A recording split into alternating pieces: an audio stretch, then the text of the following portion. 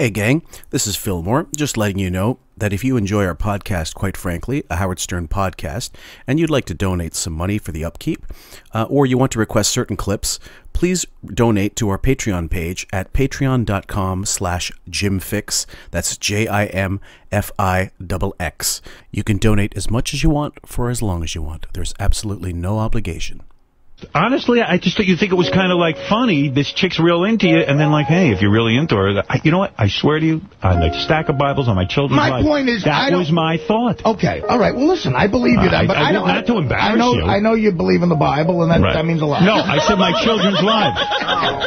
That's what I'm being greedy. No, if you get a girl on the air who likes fat guys, I'll insult this guy who I say is my friend on the air and go, could you believe this hot chick likes fat guys? I'll do my bro, the gayest fucking thing ever, bro. Fuck says that? And I do, douchebag. I know. Yeah. Is douchebag better? Yeah, and you want to know something? I thought you were a bro. Honestly. I don't want to be a bro. I don't even know what the fuck that means. Why are you treating me like I'm a shithead? I am not. I would do this for any of my bros. This is dumb, bros. This all right, fuck you. Look, I'll fuck you. So leave your She doesn't want to just fuck you. She's looking at. I don't want to date her. And I was against the dial-a-date thing. And then that girl, she was a little bit older. She was, I don't know how much older, but definitely older. She, was out in the professional world out there, and it was more of a woman just in the sense of her life experience. And I actually hit it off with that girl. Right. And I tried very hard to make that work, and it turns out she had a boyfriend. Howard News found that she had a boyfriend, so I've been kind of burned going down this road before. You can say, I'll get in the studio, and I'll get there, and there'll be free food, and I'll take some free food home to feed my kid who hasn't eaten in a week, because I cashed my check from Chuckles in Mineola to buy Coke from the guy on the LIE who sells the oranges. And then Levy picks her up and plies her with drugs and gets her up here, and she's stoned out of her mind. And she goes, I like fat guys. I like fat guys. Howard and Gary fall for it like the suckers that they are, and they get her in here, and she's in a bikini, and I'm giving her my number, and Levy's outside getting free crumpets for the family. What if I strolled in a girl who's into geeky-looking, pelican-looking hot guy? I cared about you. And she's got a fetish. She's into pelicans. Bring her in. So you're saying I look like a pelican? Yeah, you're saying I'm fat. The whole segment is about... The whole segment is about this hot chick somehow liking an obese, disgusting guy. Fuck off. You're a fucking asshole.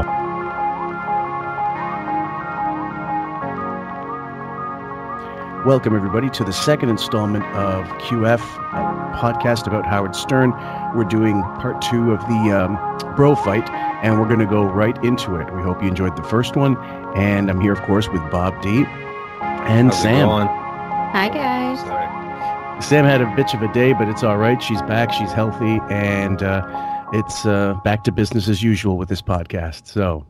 when we left off, we had just gotten through the wrap-up segment of Artie destroying Bob Levy, and now Howard's going to tell us about how back in the day his bros used to deal each other chicks all the time. I'm so happy to be here. I was like, thank God for this podcast, because if my day ended with a flat tire and that was it, I was going to be really pissed. Exactly. And I use it for my friend Pat, and my friend Pat calls me a bro. So let me tell you something. Here's what you're not I'll be sure not to call you a bro, because you're not a bro. And I am admitting the truth here. I did it out of friendship. You're not admitting that that segment was supposed to make me look like a fat guy. I will never admit that. Bullshit. And I would do the same for myself. It's embarrassing for me on the air, and that's what's entertaining about it. Dude, you've got it 100% fucking wrong. If you... I kind of... When he always says 100%, and he does this often, you know it means he's lying. I mean, he has some tells, but he does this quite frequently. This 100% wrong, 100% incorrect, 100% anything means he's totally lying. Well, didn't he also say one time, when anybody says, "Can I be honest?" that means they're about to lie. I'd say for some people that's just maybe a quirk, but for him it's a tell. I think so too. And also, like he used to say, I could swear on my kids' lives. He doesn't give a shit about his kids' lives, so he doesn't really, that means nothing. I swear to God. He's not religious, so that means nothing. So all these swearings, like, why don't you swear on Ralph's fucking unit? Well, that was something that means something to you. Right. What kind of person has to swear on anything? Like, if you're swearing on your kids' lives, that means your word must be such a piece of shit that you have to go to that depths of swearing on such a sacred thing, like a human being, let alone one you're related to. What a dishonest fuck. Swear on Don Buchwald's life. Illinois is telling the truth. Exactly. I think that's my motivation in this. What if I strolled in a girl who's into geeky-looking, fucking odd guy? I cared about you. And she's got a fetish. She's into pelicans. Bring her in. And, so you're saying I look like a pelican. Yeah, you're saying I'm fat. The whole segment is about... fat. The whole segment is about this hot chick somehow liking an obese, disgusting guy. Fuck off. You're a fucking asshole. You're an asshole, and you better fucking see a psychiatrist. Go take another tab of that shit that keeps you off heroin. Oh, Jesus Christ. Go ahead, Sam. Bob? Opinion? The one thing that really sticks out to me is Howard just went towards, with the tab comment. It was just like, man, the lowest level he could get to, like right on. To be honest, I thought the Pelican comment was really light. I didn't really think it was that insulting. Like, I think with Artie at this point, it was so established that he was the man there that everything that he said, like even Howard was a number two. And like, you just saw the effect of whatever he would say to anyone there had so much more power than anyone else. He's so influential. And I think even that light of a comment, like even on Howard's own show, like it really bothered him. It hurt his feelings. And he went a Pelican to like a heroin tab. They're not even in the same ballpark when you're tossing jabs back and forth, in my opinion. Sam? I think that you're right, like how it went to that level, but I thought it was fast, but it was incremental. It was fuck you, which is bad. So it went from, completely cussing someone out like that, which, that says a lot about your personality too. When you're saying, you're actually making an argument. What if I had a girl in here this hurt my feelings? So what if I brought somebody in here that likes geeky pelican looking guys? Wouldn't that make you feel bad? And his reaction is, fuck you, take another tab of that shit. Like, so it's cutting off and then degrading right away. Right, and he's also not supposed to know that he's on heroin, and I didn't notice, and I never knew, and I didn't know how bad it was, and you knew the whole fucking time, and to go into that gutter right away just kind of shows you the level of, well, I guess NPD, but really the level of rage, the narcissistic rage that comes out because he's attacked him physically. I mean, he's attacked his looks physically.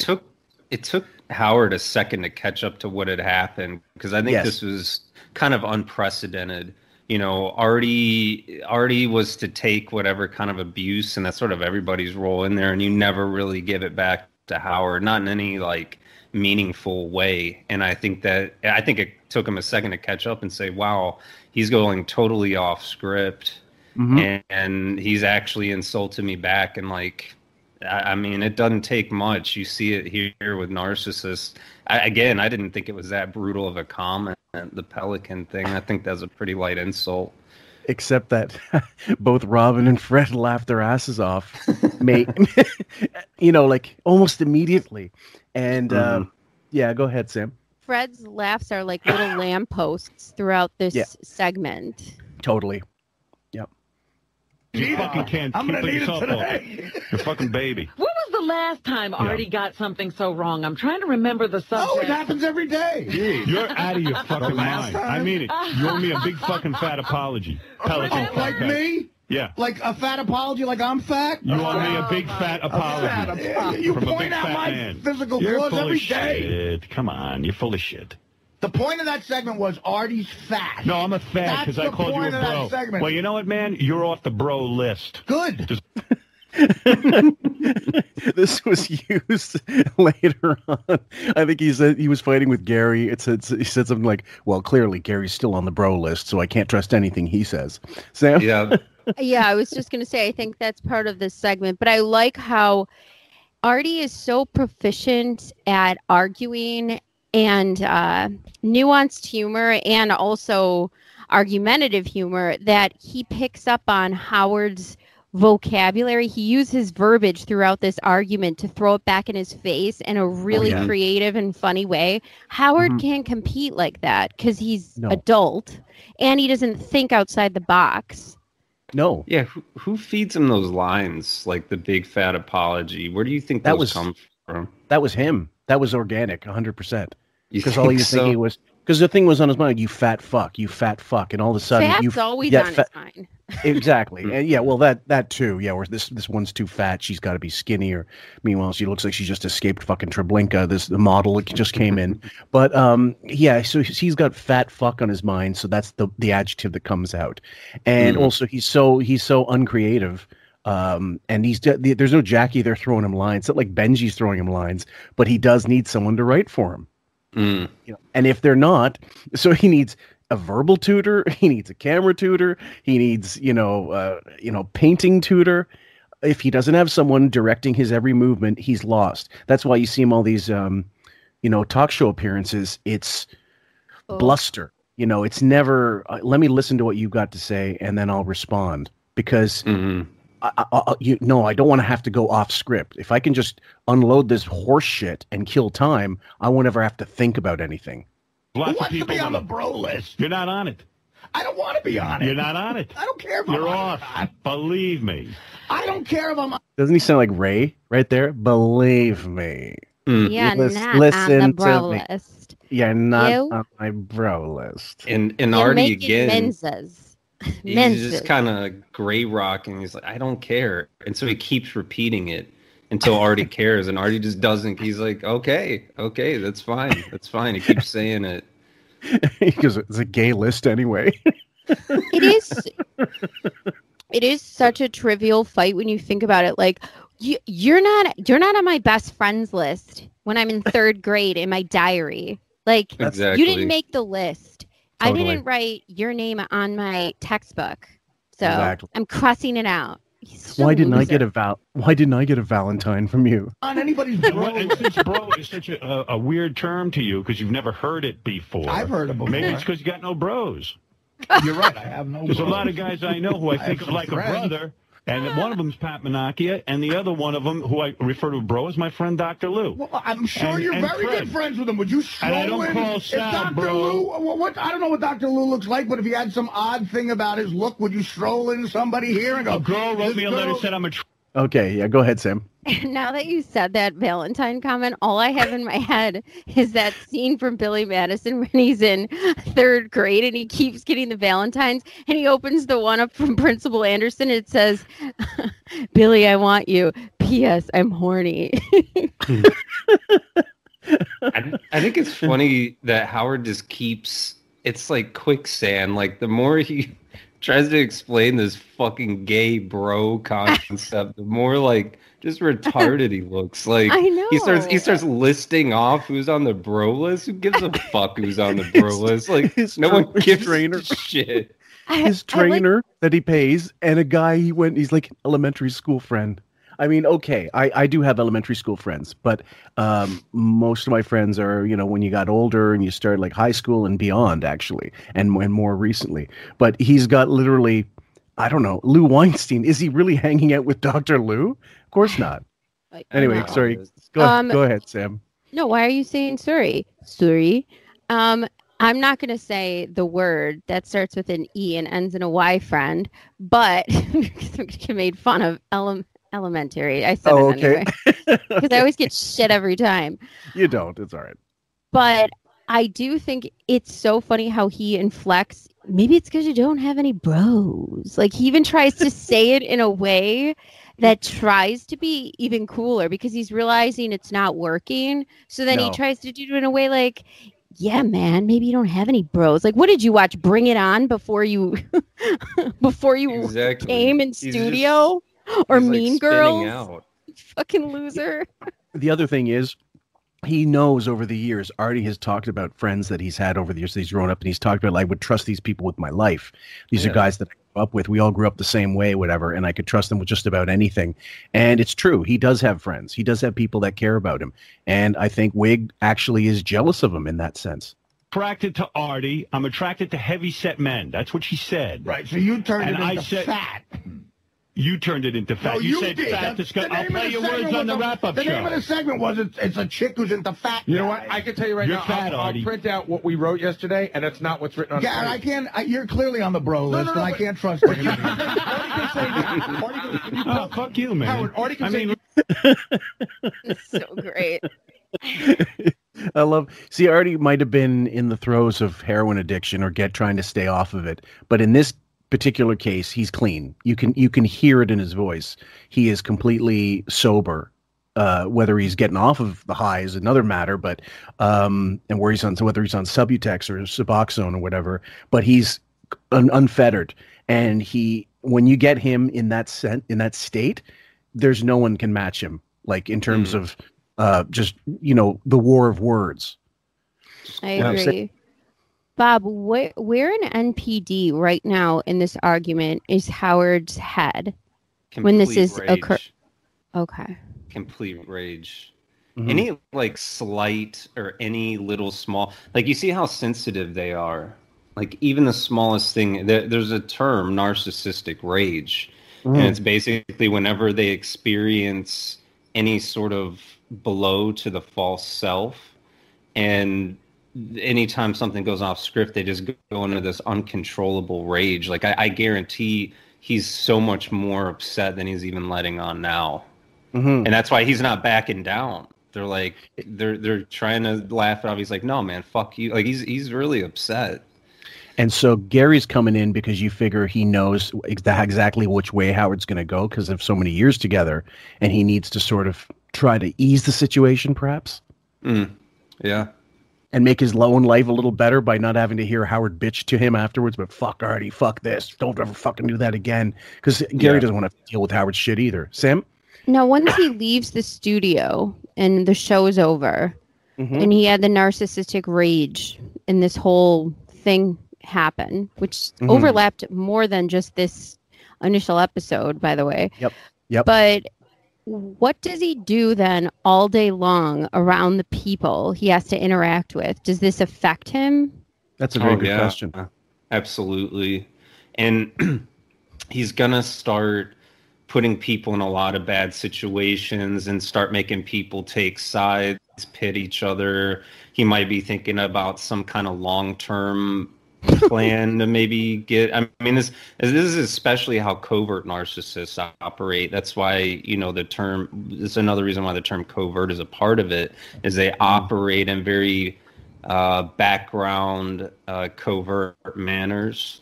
So people are going to feel this, and just like you were just saying, like Gary might have come in because he's like, Howard's going to put me in a bad situation over this. Probably that might have been what he was thinking. And he's got somewhat of a rapport with Artie. And I think he went in to kind of smooth it over. But yeah, this affected Howard for many days. Like people that have this. Oh yeah. To this day, like people don't understand. Like these people don't let shit go. Like they're just as upset a year later as they are the moment that it happened. Unless you're a celebrity. Yeah, well, exactly. Artie years later said he knew he had crossed a line. I don't think he knew exactly that it wouldn't be the same again, but I think in his heart he absolutely knew. Like you can walk some of this back, but he's never going to look at Howard the same. And at this point, this is after this point, I think he really said fuck the show. In every aspect. Like, I'll do my job, I'll be funny, and I'll do whatever I have to do to get through this, but I really don't like being here anymore. Yeah, you can kind of tell, and so the addiction just gets worse and worse from here on in. So let's continue, guys.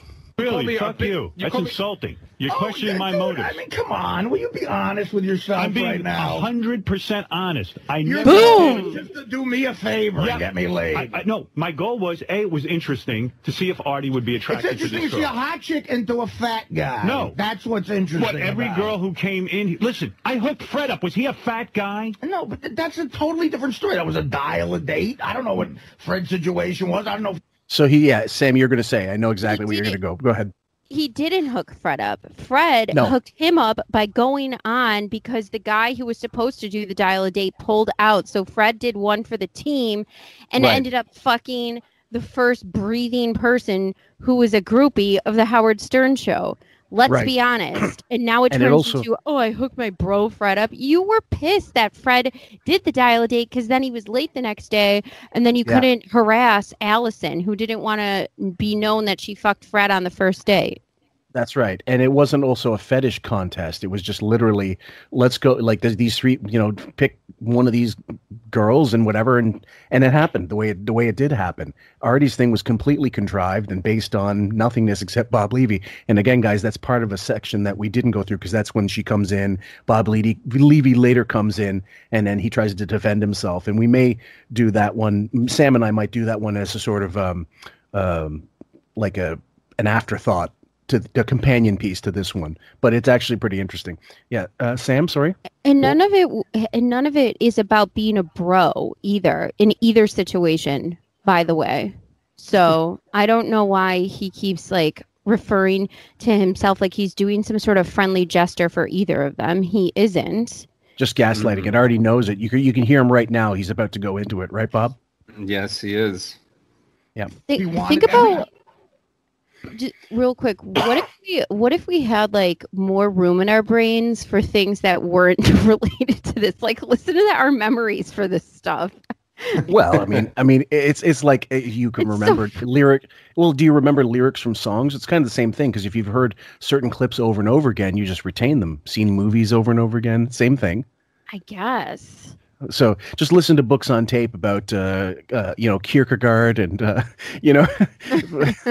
philosophes, and then you'll do the same thing. You get a PhD in no time. All who marched in here was into fat guys. No, the girls were into Artie. And I brought him in as a brotherly thing. Fred, did you ask for a dial-a-date or was you know what? It was... Oddly enough, ironically enough, fat girl dial-a-date didn't show up that morning. And I volunteered to go on dial-a-date to save the segment. And it totally was an accident that anything happened. You might think that I did it because your self-esteem is so fucking low, but I did it because I would do it for anybody who was a major player on the show. So Fred has already torpedoed it. He said it was an accident that anything happened. It was just fluke. He didn't directly. He's already put the bomb on Howard's bullshit story that I hooked Fred up. You didn't hook him up. You had nothing. The only thing you had to do with it, you provided the place where something could happen. That's it. The rest is up to Fred and obviously Allison. But Sam? Howard won't let him torpedo it because he talked right over him, louder, turned him down, potted him down a bit. And he said, talked right over that because he caught that, but he won't let that be known. He won't let that point settle. Yeah. Gaslighting 101, guys. They wrote a letter to Robin. If they wrote a letter to Fred, if they wrote a letter to me, if they wrote a letter to and let me say one. And I've had tons of chicks come in here, and I go, how could a chick be into me, man? I'm fucking ugly. So thanks for referring to me as a pelican, fuckface. And I'll tell you something else. Oh, thanks for referring to me as a fat, obese every single day. I do not. That's bullshit. Yes, you do. I do not. Yes, you do. You do. No, you do, Howard. All right. Oh, you don't. You don't talk about how much you weigh. And you don't talk about your looks? It does start to get really childish around this point. Sam's mouth is wide open. Why, Sam? Every time I get to certain parts of, every time, I don't care how many times I hear it, I'll either laugh the same amount or I'm always equally as aghast, I guess, of how Howard just, he argues with Artie in such a way that's so awful. It's so nasty. He said pelican, one thing, and now it's fuck face, fat, tab of hair. I mean, tab of that shit. It's just nonstop avalanche of degrading. He said one thing, and now he's not even saying anything. He's just calling him out for constantly referring to his weight. And Artie comes back. Don't you talk about your looks all the time? Which, hello, if anyone's listens to the show, that's not. Why is that bad? That's the truth. Yeah. Well, that's the worst thing you can say to a narcissist, I suppose. The truth.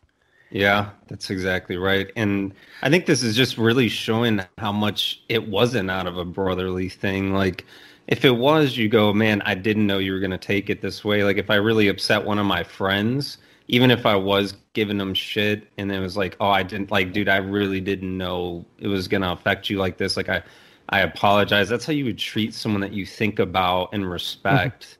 Someone that you don't respect, you start calling them fuck face and go suck on tabs because you can't deal with life. I mean, that's fucking brutal shit. That's something I'd say to someone I have absolutely no respect for. Oh, not a brother. So, Bob, do you think now how Fillmore said after this, it probably flipped Artie to just be like, I'm done.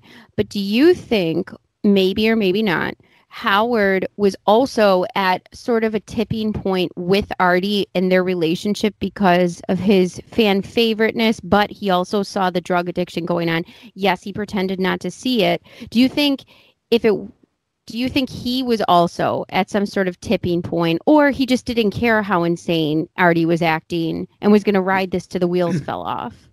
I think I mentioned in the last one that part of what kicked this whole thing off is what people with MPD will do to get you to change your behavior is they'll sort of attract a lot of attention to what they don't like, and they'll sort of attract a lot of abuse, and it'll be very indirect. And I think that Howard was very aware that Artie was instrumental in him getting paid and instrumental in the success of the show. And so I think Howard at this point not being able to control him, definitely he would have started to resent him, and he would have started to hit a breaking point, because he's looking at it probably like, this guy's reckless behavior is fucking with my money, is that basic. So what they do, like even these segments and all this stuff, bringing an abusive dialogue to his weight, bringing an abusive dialogue to his drug problem, bringing an abusive dialogue to his gambling issues over time. And that's what caused Artie to just say, fuck this. Because that's the point a lot of people who suffer abuse from these people reach, is it becomes so constant that the only way that they're getting communicated to by the abuser is just through constant abuse all the time about everything. So, sorry, Sam, go ahead, and I have some. Yep. Well, don't you think the way Howard brings up his looks in a self-deprecating way is a lot different than the way Artie's weight is discussed on the show? Like, he acts like Artie's saying, he talks about how fat he is. Yeah, because you bring it up. Yeah. Like, it's not the way Howard brings up his looks. But Howard doesn't want to he doesn't want you to actually think he's ugly. Like, that's how narcissists, even in their self-deprecating, they secretly want you to think that they're good looking, or they secretly want you to think, whatever is stuff with his dick. Like, they want you to think those things, even though they're acknowledging it in a certain way. Like, they don't actually want that. That's why he's getting plastic surgery and all that bullshit and the fucking wig and the whole nine. Like, he still wants people to think that he's good looking. That's why photoshopping the Adam's apple out of his picture. Well, this is the thing. Do you think with Artie, just as, I guess, let's play a little, let's get on the chair, put him on the psychoanalyst couch. Do you think also when Artie started getting not weighed, but when they gave him the beds to sleep on and kind of recorded him sleeping on the air, do you think at that point Artie was also like, fuck you, I'm just going to sleep on the air anyway, and it's a Groucho Marx type thing. I don't want to be a member of a club that would have me as a member, or do you think it was at that point just addiction and addiction? All right, so you don't think it was a conscious, like, I'm going to fuck off on the job? Because I think there was a little of that near the end, especially. Like, No. let's. I can get away with just about anything until he couldn't.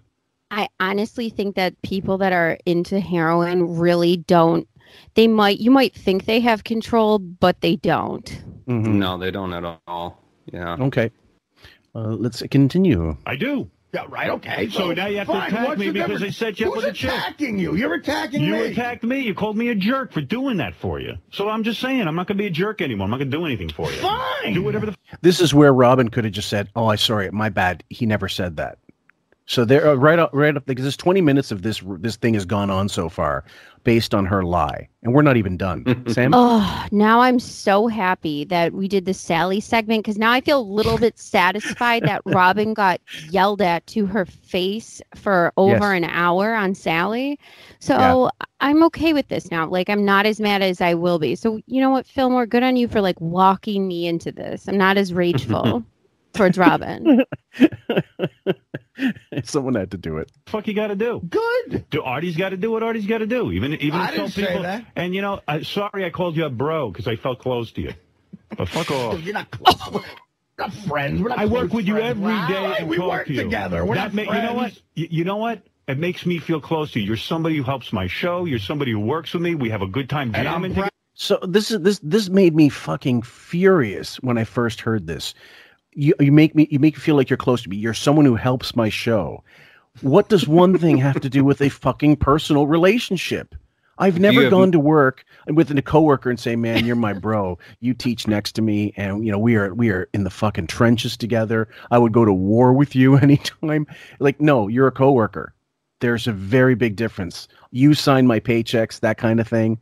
There's delineation. You can be friends and work together if you're equals, but you can't be a subordinate boss and really be friends. I don't think because the power dynamic is constantly imbalanced. So I think it's very rare for a boss and an employee to actually be friends outside of work, and there not be some kind of, he is the boss, I have to kowtow a little. So Sam, that's the difference. Is Howard is saying this on the same level playing field while he's in control of his money. Artie knows he's vastly underpaid, of course. That's got to eat him up. But he can't say that. He should say that. I wish he would have said that. You underpay me 100%. But like, you can be friends with a coworker. One of my best friends works with me, and we became friends through work, but we're on the same level. We're on the same playing field. Exactly. And she's not my superior. Right. But in this case, Howard is. But go ahead, Bob. What's really interesting that's happening here is like Artie is just Artie's always been very vocal about not liking phony people. It's something I've heard him bring up quite a bit. Yep. And I can just relate to that. So, like there's certain scenarios, especially professionally, there's just going to be a degree of that. But like, it's just like Artie hit this breaking point with his phoniness. And like, that's what the narcissistic kind of nucleus is. It's just all this phoniness, like all these like fake relationships. And it's like here he's like really unveiling, like going against the dialogue, just saying, Howard, I know you have this narrative about we're all friends. We're not friends.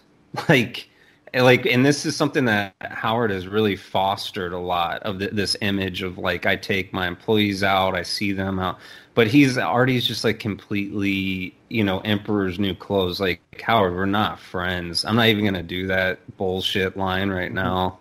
Right. We're just not. I think for a lot of audience members, this was a turning point for them because once Artie revealed the Emperor had new clothes to his face, a lot of audience members also saw that. Now, they may have stood for the ride a bit longer, but a lot of them, after Artie left, dropped off because of that reason. There was no one giving it to Howard anymore. No, it was the soul of the show was really gone. Like the heart and soul was really Artie, and when he left, it died. A piece of that died, and then people were just kind of by habit, or by rote, sticking with the show and hoping for something, but it was completely neutered. I'm proud to be a part of this show for the rest of my life. So that would make you my bro. That doesn't make us friends. That makes me. You know something? I'm shocked to hear you say you don't think you're my friend. Well, how are we we friends? What do we do that would indicate a We friendship? spend 5 fucking hours together in each other's head on the air together. I allow maybe 3 or 4 people in this world to do that. Interesting choice of words. I allow. Go ahead, Sam. When you're shocked by something, do you say it like that? I'm shocked to hear you say that. Or is that more of some sort of rehearsed speech in your head that you're going to use just as fodder for the argument to win a point? It's window dressing. Bob? I don't know. I don't know where he is with these comments. I mean, Howard might have actually thought they were friends, because I don't think Howard has a reference point for what an actual friend is. All his friends are employees, so he might have thought they were really good friends. I don't know. He might genuinely be surprised by this. Who's your Robin? When she goes, who's your friend? Beth. Beth's your wife. My psychiatrist. You pay him. You pay him. What about my agent? You pay him too. Ralph, you pay him. He goes, you're right. I don't trust anybody I don't pay. She goes, oh, this is sad. It was. And actually, he did the same thing to Seinfeld years ago. I've got the clip somewhere, not too many years ago, where he said, do you have anybody you confide in? He goes, you don't mean like a psychiatrist. And Jerry just kind of went, no. Friend. Dinner. Yeah. When he goes, it was the most loving thing anyone has done for me. Take you out to dinner to talk about your career. I mean, that just sounds like, normal life and friends. You're right, Bob. He might have been shocked. He might have, yeah. Well, I mean, he needs like Michael Scott syndrome. Just recently he interviewed was not Wolfgang Van Halen, but the one yesterday. What was it? It wasn't Sarah Silverman. Oh, Elton John. Just recently the interview, and I got to go through it myself because it sounds like a complete it sounds like 20 trains hitting each other. I think I posted something like, Elton, please tell me about your experience with your father growing up so I can study it and learn how to emote like a regular human. A lot of his interviews are like that. Let me take notes. When someone buys you dinner, what did you do? It is. It's like what was the one Brad Pitt, Meet Joe Black? Yeah. And I remember seeing that. I think you have to be a little older to see that. I remember falling asleep in the movie theater when I was 13 in that movie. It's a piece of shit. It's based on a Jimmy Stewart film, Death Takes a Holiday, but I haven't seen that. At any rate, let's continue. Maybe it's not typical friendship. Friend? I don't sit there and fucking enable you to drink and shit, but at least, maybe those are your friends. But the fact of the matter is, I sit here every morning and share my livelihood with you because I think you're a great guy and a fun guy and a guy I want to hang with for. Sam, that's not even true. That's not even true. That I don't sit and drink. I don't drink with you. What are you talking about? Have you seen any of the Vegas shows on Howard on Demand? I mean, What is he talking about? He loves when Artie gets drunk. He spent the first 3 years plying him with alcohol like a college kid. But listen to the language use. I share my livelihood with you. In other words, again, we're back down to fucking nickels and dimes with this cocksucker. It's like, yeah, exactly. Like, I sign your fucking paycheck. We're friends. I know this because I see the memo section of the check every week. Go ahead, Sam. He's Ebenezer Scrooge, and Bob Cratchit's like, well, I was just thinking, can I have off for Christmas tomorrow? Can I put a piece of coal on the fire? And he's like, what a waste. God, we've used that analogy for so many times that there's so many that fit, but they're all negative. It's so true. And in Howard's case, he woke up from the dream, did not buy the turkey. Tiny Tim died, and Bob Cratchit's miserable. And he changed the log. He changed the logs. Yeah, Bob. Well, the funny thing here for me too is he took all the momentum Howard was building in that argument. Artie completely undercut it when he goes, so are you Benji's friend? Because everyone knows, like, there's no relationship there at all. Like, and it's the same exact scenario. You're right. The logic being that everybody you work with, you're a friend. Oh no, of course not. And realistically, and I think other people have said this. I'm sure somebody else has said this some point in time. Part of the appeal of Artie was he was allowing Howard to get into Hollywood a bit, and he could live vicariously through Artie's Rescue Me, and when he was doing, whatever gigs he would get here and there, and when he would do, stand-up shows with people, he sort of allowed Howard access to a whole different circle of people that he wouldn't normally hang out with anyway. But the comic circle, and when people would make it and come in the studio, other comics, that kind of, he fed off of Artie in that sense as well. It wasn't just for the show, so the other stuff peripherally. Like Artie knows a famous person, now I know that person as well. So, yeah, I mean, it was just a vampire fucking relationship. So, let's continue. 5 hours a day. How many of your so-called good friends you hang with 5 hours a day? I don't work with them. We work together. So what? You can't be friendly with some. There's people who spend 8 hours a day. You can't feel close to somebody you work with. Sure, I feel close to you in the sense that, I care about you and I think you're a good person, but I don't consider us the closest of friends. I didn't say we're the closest of friends. Bosom Okay, so far so good. buddies. I said you're my that's bro. what he's sort of saying. We're comrades in this. We work hard together. We're on the same team.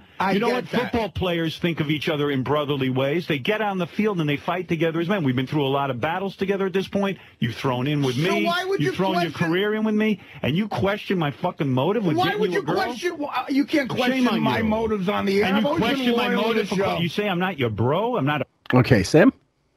This is a total erroneous analogy. To compare football players that work on as a team that fight another team, I am not seeing the analogy within this. Plus, they practice together. They each have their own part. They're paid accordingly. And the person who's the quarterback on the team, their contract isn't negotiated based on what Howard wants to give you. Tom Brady isn't negotiating the contract for his running back. It doesn't make any fucking sense, that analogy. That's enraging to me. Yes, I knew if it was a football thing, you'd definitely step in. Bob? I might be totally, out of my league on this, but what battles? What Howard always talks about these battles. I don't know what battles he's referring to. I've heard them just bully smaller, shows, but... He's going to talk about the FCC bullshit and you stood by my side with the FCC and you stood by my side when they were trying to look what. Well, yeah, there were no battles. It wasn't like it was a gridiron. Here's the battles that they could have got into with Opie and Anthony. If you really wanted to get in a battle, motherfucker, you should have went head to head with the guys that were that were second place, that could have surpassed you if you would have given them the opportunity to, but you didn't even let them. You cut them off at their knees because you're a pussy. That would have been a battle. That would have been a battle. And I'm just sitting here the FCC. So you paid the fine, and kind of teased them. If I get a speeding ticket and I pay it, I didn't get in a battle with the police. I paid my ticket. I just all of a sudden Bob is easy. Go ahead, Sam. But is that part of an NPD thing to think in his head that these things are actually battles? It is. That's kind of what that's what I think of when I hear this, because you hear how small of a slight Artie gave him and how it turned into this thing, and they create these battles and but it's so much in their mind, and you're just dude, you're perceiving something that isn't there. This isn't a calculated attack where the guy's trying to take over your show and you're getting in a battle with him. And this is just your perception because you're overly sensitive. Right. And so sometimes I want to I've just heard this narrative of these battles for so long, and it's just, you really start to wonder how much of those really were battles. How much were these people really how were they really after him? What sorts of things were they actually doing in reality? And how much of this was just his skewed perception from being so overly sensitive? I agree with you. That's an interesting angle. And if we really thought about it, I'm sure we would see how skewed it is. Also, if we don't stop it every 3 seconds, listen to how an NPD person argues.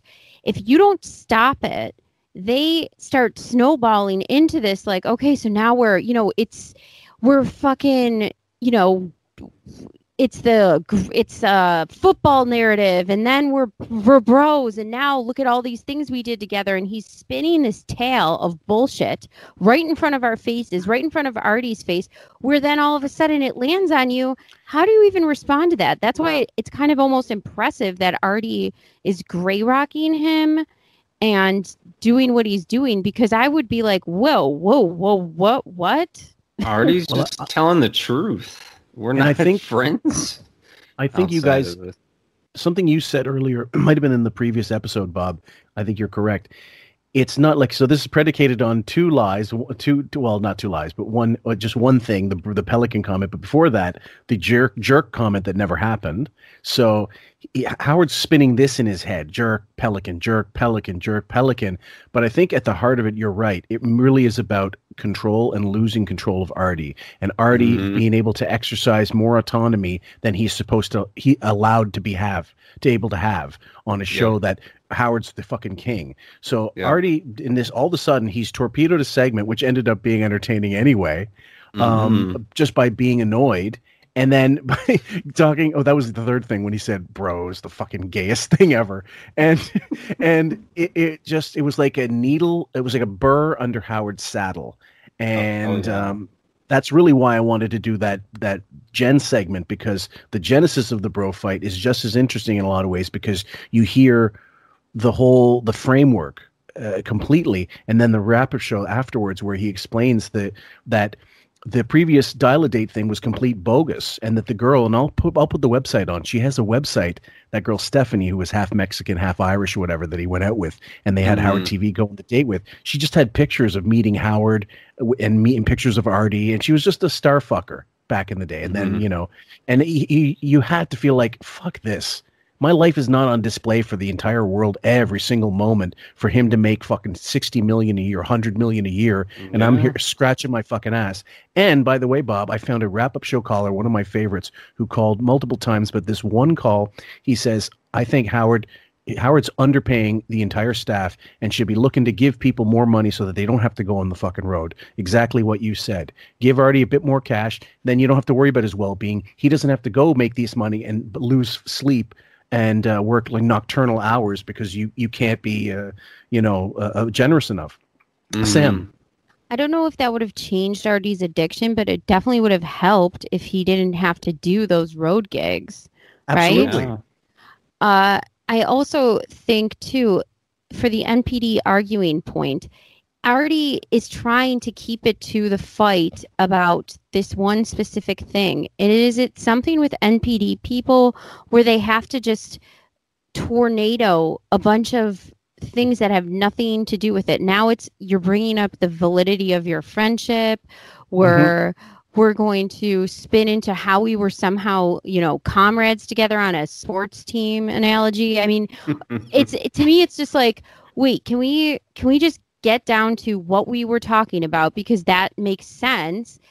What you're doing, I don't know what this is. Like, well, yeah, the first thing they want to do is they want to switch it. They always want to turn the table so that they become the victim. So that's kind of their first motivation, whatever angle they can wind up there through, even if it is completely unrelated. They're going to try to accomplish that first and foremost. So let's say he's wrong here, he'll take it to another area where he can flip it and become the victim. And they will do that because they like to they like to associate concepts, just like what you guys played with Robin and the pianist. Like everyone knows that he was talking about Robin. But they associate those concepts so that they can actually be saying one thing without saying it. It's all, again, plausible deniability. And the other thing I want to comment on when he's talking about football players, if you're talking about professional sports, like a lot of those guys aren't friends. They get paid and they go home. Not everybody on the Blackhawks hangs out after a game. You know, there's guys from other countries. They don't even speak the language. They just go back home. So. Yeah, it's not the Denzel Washington movie. It's not Remember the Titans. Exactly. And just more of him being naive. Any given Thursday. Yes, I know. I made that I said that on purpose, guys. Also, if you wanted a sports analogy, Sam, I just realized that this ties into your Goldfinger. No, what do you call it? What was Goldeneye? Oh yeah. They were Howard is Goldfinger, and Artie was Odd Job carrying the caddy on the golf course, going like he was doing the heavy lifting. If you want to talk battle, you're like Howard's the commander's like, I'd like to go out with you guys, but they need me here at the base. So even speaking about Opie and Anthony, I remember a story when Opie and Artie were both in the same bathroom they were in with a each bathroom. other. And Artie tried to be nice to Opie, and Opie's like, get the fuck away from me. You know, like it really escalated. But when Howard saw Anthony out of that poker tournament, he was really kind and polite to him. You know, like, I don't know. Well, I think because Howard's essentially a fucking pussy. And what he might tell you on the air is, I told him to fuck off. I said, fuck you and Opie and fuck that show, whatever. But meanwhile, he's like, yes, sir, no, sir, 3 bags full, sir. But Anthony Cumia would be a guy to say, like, he would be a chill guy anyway, I'm sure, aside when, he's not, tweeting racist shit on Twitter and, having problems. Pick your day. Domestic problems, but I mean, in terms of work, like he has confidence in his own abilities to be a broadcaster and is not afraid to go head to head with anybody. That's what it takes to be someone in your particular field and have the will to succeed no matter what. Howard he's had so much help being propped up for so many decades and still does with even hobbies, endeavors. So sorry, Bob. Again, going back to this, what are the battles? Because from what I can see, you've had a lot of, just a lot of easing into very high positions that you've been propped up. You have amazing agents that are beyond powerful. Like you have huge backing. Like I guess I've never got the battle narrative because from what I can tell, it's been sort of a smooth ride for him. But I could be wrong. I'm not that well versed.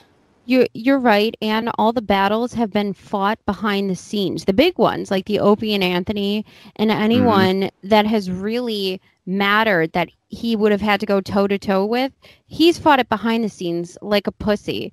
And the ones that he went head to head with, he would cut them off. So say Imus would call him and want to talk to him and go toe to toe, he would hang up, or he wouldn't deal with it, or he would get, for example, journalists fired, like FHM. He wouldn't, he's a fucking shadow boxing tape loser. Covert. And if you want to, if you want to take it further, guys, and I know we're going to make this longer than it has to be, and I promised I wouldn't, but I think it's really interesting. I think people are going to enjoy what we have to say here.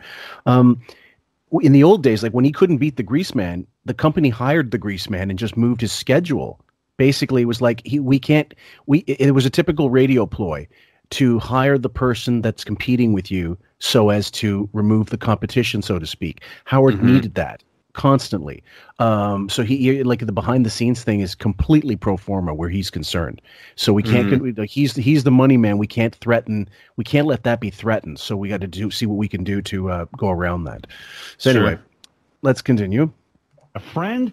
Fuck you. That's not what a friend does. A friend does a parade a chick in here who's into fat guys. Guys in the arm, bullshit. No, that's not what a friend does. Well, don't worry, it won't happen again. Off the air says this girl might want to date you. Everything's on the air with you. Sam, that's a great one to stop on. No, go ahead. I'm sorry. I had a fruit fly in front of my computer. I'm not even... That was the same signal as we used to speak almost. I was just like, where is this coming from? And then I see Mia left a pastry up here. if I'm Howard, I'm gonna fucking rant about fruit flies for an hour and a half.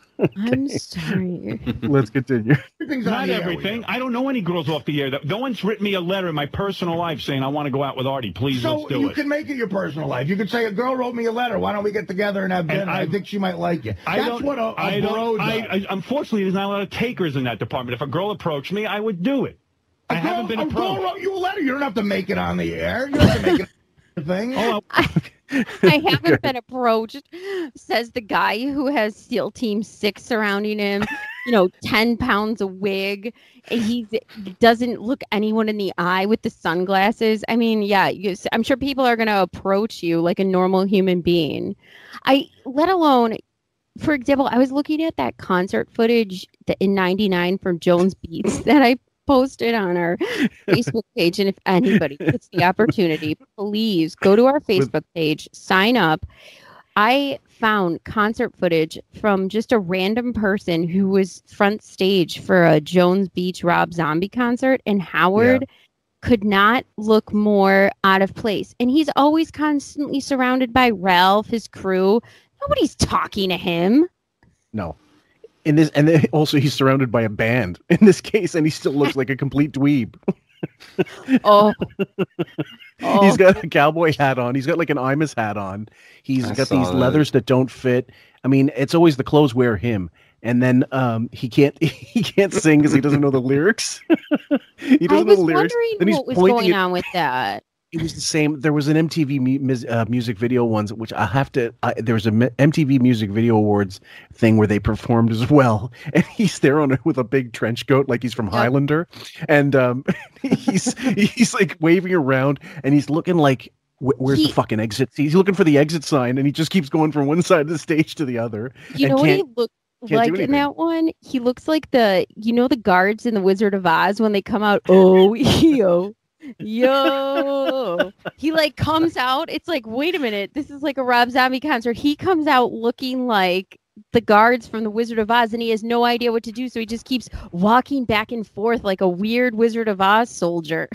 And then sticking his hands out like, yeah, whatever, and then pointing at people, whatever. But he's just in fear of his life. And it is a scary thing to be on stage if you're not used to that. And he, of course, is, afraid of public speaking in general. So I got to see, maybe Benjamin has that footage because it was scrubbed off of YouTube, and I got to get that one back because it's the funniest thing ever.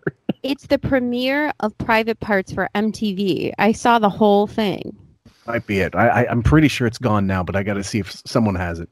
Anyway, let's continue. I won't anymore. I'm going to tell you might something. not just want to be on the air. And my motive for putting it on the air, my friend, is that I am very uncomfortable meeting people off the air. So, okay, I put that into you. I said, you know what? This is easy. If you don't like the chick, you never have to call her. You kind of screen her out on the air. It's no. If I don't like the chick, it turns into this. And if you really like her, I don't like the chick off the air, you move on. It's a private issue. No, but yeah, Sam.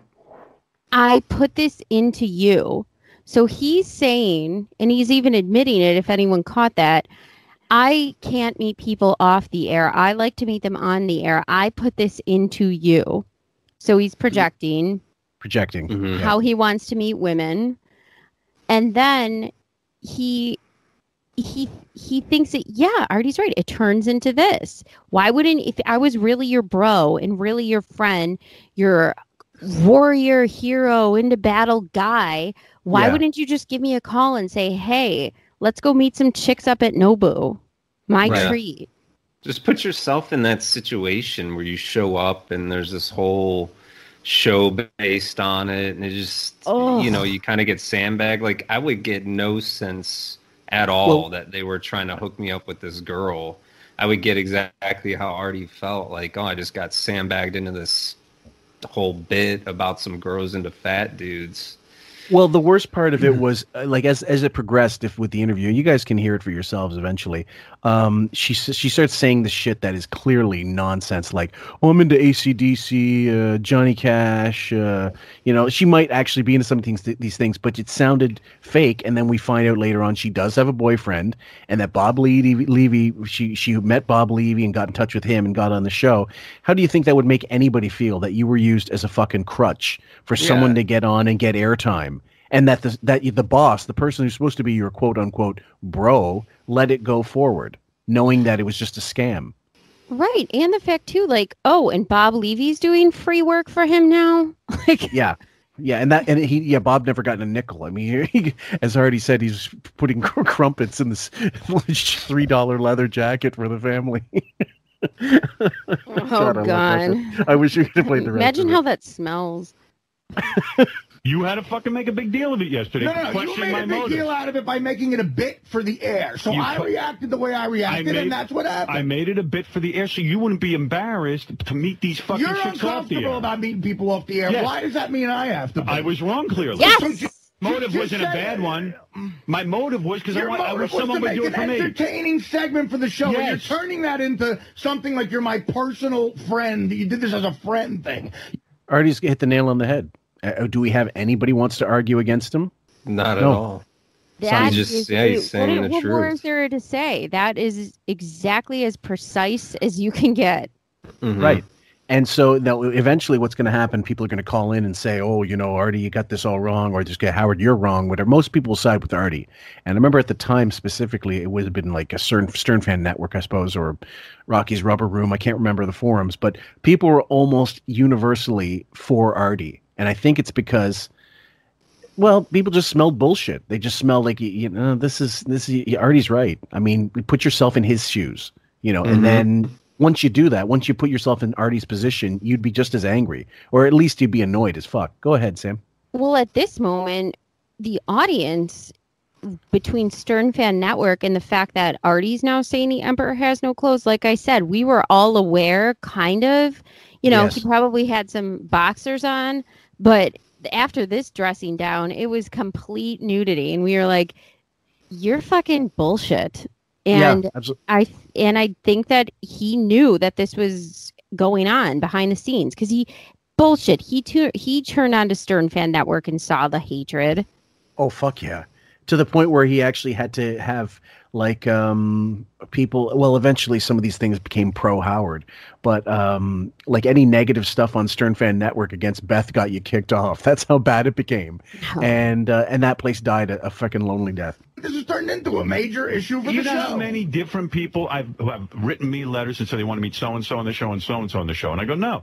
Yeah, of course it'd be interesting. Well, but also it wasn't my intention to embarrass you. It was my intention hey, you embarrassed me. I'm telling you, you embarrassed me. I apologize then. And I assure you, my friend, it will never happen again. Okay, Sam? See, I apologize then. That's all you had to have said in the beginning if you actually were a bro or a friend. Yeah. And we wouldn't have needed all of this.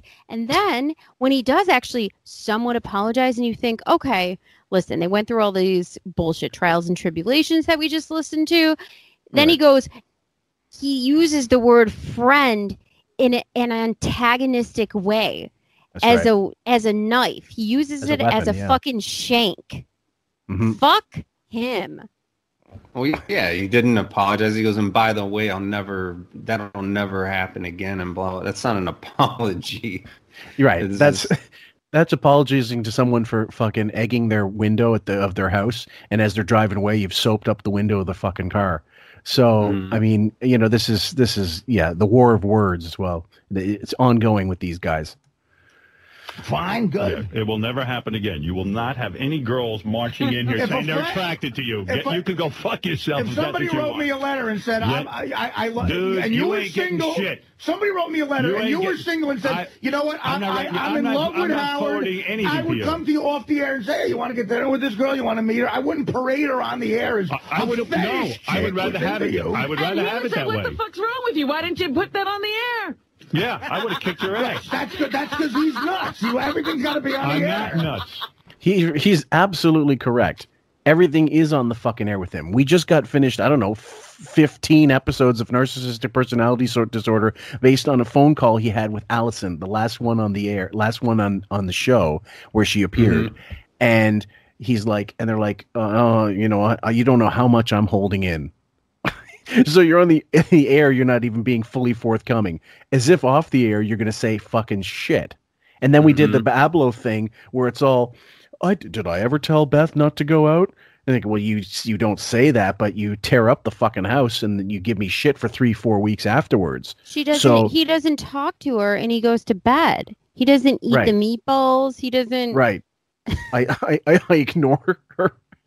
Yeah. He's silent treatment. Yeah. Like some fucking howdy bitch.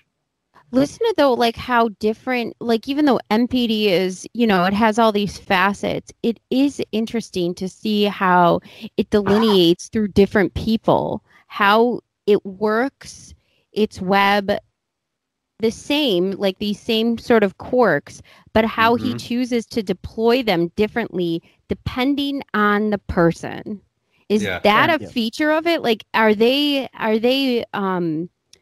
because Howard's stupid. I think if he was smarter as an NPD person, we wouldn't even be able to detect it as much. Or if we detected it, he would do it more seamlessly. Like he's like a sloppy NPD person to me because now I can almost pick up on it anywhere. Whereas I think people who are probably better at it or they hide it better aren't so obvious. This is a good question, Bob. I should just ask flat out. Would someone's NPD supersede their intelligence? In other words, now I'm sounding like him. I mean, does it take control of their being through the does it become the predominant? Does it take them over, regardless of their level of intelligence? Yes. Oh. Yeah. Okay. It's like a drug addiction. That's like saying, can heroin take over? Even though a guy's super smart and does it in a super smart way, can it take them over? Absolutely, it can take them over, without question. And as a result, could their I guess their ways of warring be rendered sort of I was going to say impotent, but does the narcissistic rage sort of take the intelligence out of the equation? All of a sudden, they're into the gutter, no matter what their level of intelligence. Yeah, I mean, I don't think that's an exclusive feature of narcissistic personality disorder rage. I think when anyone gets angry, it really takes you out of your element and can reduce you down. You know, you get in a fight with somebody and you're just not thinking. All you know is you got to go, you know, maybe below the belt, depending. But I think I actually would disagree in that Howard isn't good with his NPD. I think he actually is pretty efficient, I guess. I meant like my ability to tell it, to see it, my ability to spot it, I think is okay. So then here's another question. Because if you kind of know the warning signs of it, no matter who is doing the NPD behavior, we will always be able to spot it, no matter how smart someone is, right? Is that what you're trying to say? I think so, because again, it's like an addiction to where they can't help themselves. You know, narcissistic supply drives every motivation. More or less for them. That's why they never really develop any interest, you know, because it's almost like the same reason why a drug addict doesn't really have that many interests outside of drugs once they get deep into it, because deriving that supply and that drug starts to consume every part of them. So that area of you that develops passion or interest in other things sort of gets neglected, because so much energy and mind power is going into attaining more narcissistic supply, which is something, you know, one of the guys I turned you on to, that's Sam Vakinin, I think is his name. He talks about how he's a very intelligent person, and he talks about how it just consumes him and drives him all the time. So do you think, okay, then my next question is, if, you know how Howard's in these stages that you said it's becoming that the false self is completely almost gone. It's just totally exposed. He's having that psychotic break, almost like it's happening in real time. Does it happen faster to somebody with a higher intelligence or a lower intelligence that has NPD? Or is it irrelevant, the level of intelligence? Yeah. I don't know. That's a good question. I think someone maybe more intelligent can recognize patterns better. But the thing is, the reason why some of these people can become so efficient is they constantly think in patterns, just meaning like cycles. So over time, like the more you think in a cycle, the more, let's say that you were in stock, you were into trading stocks and just you start watching cycles and become more and more efficient to where it becomes more and more intuitive. So I think that in Howard's case, he has gone through so many cycles, so many repetitious cycles of what happens with abandonment, that he is so keyed in on recognizing the signs of when people are starting to leave, or whatever he's perceiving as a threat. So does that mean anything through any kind of repetitious behavior? That's like saying, okay, does a smart person, can he play guitar better? Not necessarily, like just because he's more intelligent. It's just how much repetition do you put into it? How much practice do you put into it? How much time do you spend in that area of learning guitar or drums or whatever? It doesn't necessarily, intelligence probably doesn't have that much to do with it. So the degeneration of when you're NPD, but as you live longer and have more people in your life and become more like Howard is now, there is no rate of decline. We can't say who's going to decline faster, whose face is going to fall faster. It's not really going to matter. It's just all up for grabs. It's all just depends on when and who and how. There's no steady rate of decline. Relativism, I suppose. It does seem, one thing that I've noticed, and here's what I'll say about where Howard is now and what I think will happen. When people with NPD reach levels to where they become a CEO or a boss, or a lot of people become dependent on them financially, not like, like they're employees. And they leverage that against them, and they hold that over their heads. What I've seen is when that person either falls from grace or can no longer, or is no longer a CEO or is no longer an employee, can no longer foster and maintain that sort of dynamic with people. They generally move on really quickly, and they move on in sort of a mass manner, if that makes sense. So let's say someone's a CEO of a company and they really leveraged that position and they held things over people's heads, and then all of a sudden they're taken out of that position, they're fired, or the company starts doing poorly and people start to look elsewhere and move on. A lot of those people just wind up abandoning that person very quickly because, go ahead. So their power source is their position, and since Howard's has been dwindling for some time, that's part of his decline and exposed. Well, it's not only that his power is declining, it's that people are just simply ready to retire and move on.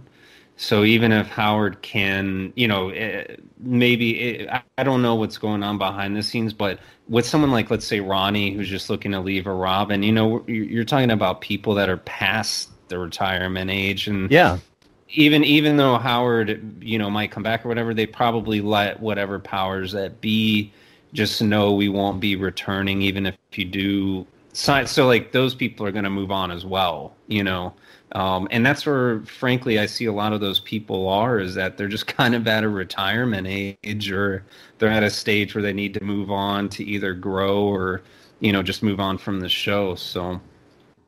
Well, so based on what you hear new stuff from when we do the breakdowns, right? What would you, and I know this is way off topic, but I mean, in terms of this bro fight stuff, but it applies in the sense that we're still talking about NPD and Howard, and where it pertains to him in the stage of his career now, where he's in free fall. We don't believe there is another contract, regardless of what he wants to tell you, or if he does get re-signed, it's for like dick all. And it's like fuck all money, and then people are going to be gone. Ronnie's going to be gone. Robin's probably going to be gone. It'll be like bare bones staff. If he doesn't have the same sycophants around him, how's that going to affect him? I mean, that supply is gone. How does he get more supply? Extremely negatively. I mean, very very bad. I mean, we just posted a blind item from Crazy Days and Nights that is stated that you can hear the separation over the air. That as soon as at the end of the year, you're going to see Beth and Howard most likely separate. They didn't say that the blind item indicated that's who it was based on the information given. But it could be applied. It could be all bullshit anyway. But it does seem like, no. First of all, Sam noticed it in the previous. We were talking about it. Beth's no longer on mic anymore. She doesn't want to be on the mic. They had one set up for her, and before then, he was trying to get her to be on the mic, as if to be like another voice that he knows he needs, but he doesn't want to admit it. Yet he knows he needs some other thing on that air to make it sort of more interesting, because he himself is not interesting enough for the audience. And she doesn't want to be part of it. She doesn't want any part of it. She might have wanted a part of it, but she was so bullied and she was so broken and sounded so ill, mentally ill, that it made him look worse. It made her look worse. I mean, she really did seem like, somebody who lives in Gilead in the friggin' Handmaid's Tale. It was ridiculous. Yeah. So in this case, what's the end stage? Is there an end stage where they just finally go completely, their mind just goes completely fucking schnutz because they can't get, the supply that they're asking for and that they demand or they need? So, Howard has a unique situation in that he does have a lot of wealth, that he could maybe put together a show. If we're talking about your average person, there's so many variables with Howard, it's hard to even speculate. Sure. Because he can make things happen that normal people can't make happen. So I don't know what he can pull off. I do think that he's reached sort of this stage where it's just beyond repair. But normally what you would see when someone becomes severely deprived of supply, and I've seen this before, it's almost like they go into a schizoid or like almost a schizophrenic type state. So what will happen is they'll go into a very deep depression initially. Okay. They'll start to lash out and try to have more control over more people in the very early stages. So they'll start to pit people together. They'll start to they'll act very impulsively to eliminate people from their lives, to, if you're not with me or against me, that type of behavior is going to get really exaggerated. A lot of people that would sort of facilitate his communication and social standing within different types of groups, whether it's social or, professional, they'll start to, slowly leave that person. Sort of when they get to the next stage, again, it's sort of this, the king on top of the castle with all of his money and no one's around him, kind of, that kind Oh God, of I wish it was. And then we could run up the snow hill and just push him right the fuck off and to cement. I'm king of the castle. Peace. Yeah. Well, yeah, you go into a very profound depressive state. And then over time, the longer that they sort of stay in that state, they go, what I've seen is almost, they call it a narcissistic crash or collapse. It's where you have sort of a mental collapse along with a physical collapse. And you start to assume features of schizophrenia. You start to believe things happen that didn't really happen. It's almost like an exaggeration of what's already going on now. But now you're creating entire memories that are actually false, and your interpretation of what reality is now completely skewed. It's actually a really ugly thing to see in person. So. God. Is it? It sounds good to me. I hope Beth has a lot of memory. Breakdown. I hope Beth has a lot of memory in her cloud storage to film it all, and just like when he finally kicks the bucket, like some story, just post it on Insta. Yeah, I don't think she'll be able to withstand that phase. I think she'll leave. That phase is so nasty and ugly and unpleasant. I think I want it to be like, when David Hasselhoff was eating a cheeseburger against the toilet. I want it to be like that. It won't even look like that. Oh God, Yeah, you're already it'll just be him like wigless eating almonds. Oh God, you really like the Howard Hughes analogy is probably the most apt because that's what he's become. That really is what he's become, except that he's got a show. Howard Hughes, in the last however many years of his life, no one saw him. You heard from him via phone, and that was it. He became that much of a recluse. So if it turns out he's going to go the same way, it wouldn't surprise me one iota. Let's get back into the bro. Yes, we at least put another 5 minutes into this motherfucker. I'm telling you, I'd rather screen somebody through the air than screen them off the air. Do you realize I don't think I've ever had a real conversation with you off the air? Oh, no, you have. No, I haven't. That's a lie.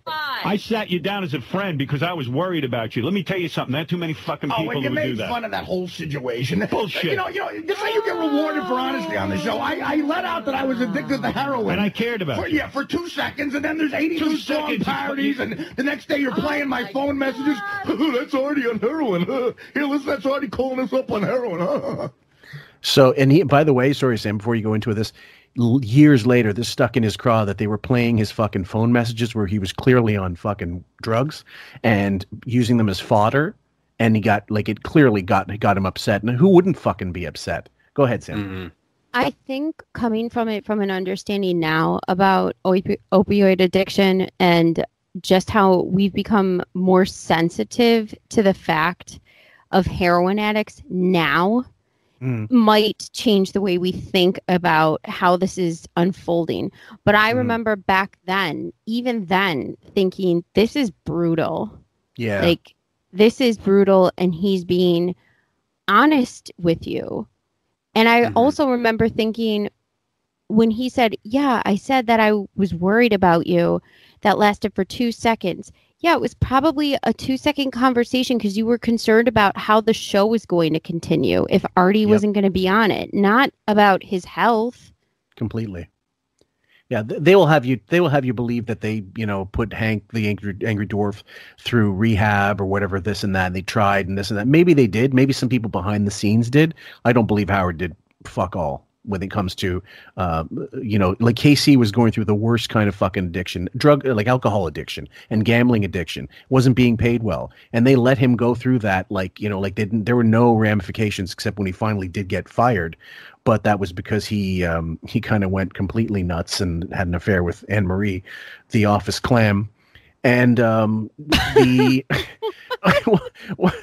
well, I'm not joking. She was the office pincushion, and she was married at the time supposedly, and then he just went off the rails. So, like, if you have to go off the rails to get off the show, there's a long time before that. Usually, there's a lot of signs that tell you this is going to happen before it happens. And if you're going to be the one at the workplace going, I don't fucking care. It's his life. He's an adult.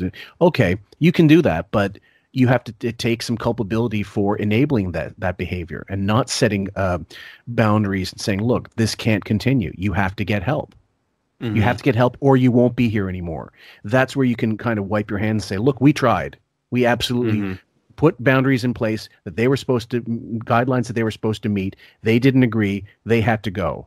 And you can give a shit for letting them go, but don't say we didn't spell it out for them in every single way. With Artie, that wasn't even the case. They let him go when it was way beyond time for him to fucking go.